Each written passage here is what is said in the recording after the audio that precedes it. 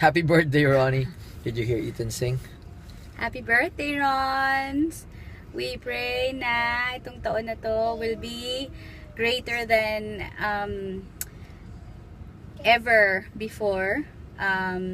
Spiritually, emotionally, including your love life. This Yes. year will be fruitful in the name of Jesus. This year.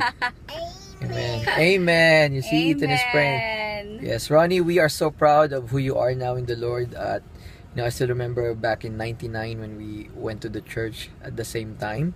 At tayo na lang natitira dun sa batch na yun, tayong dalawa na lang.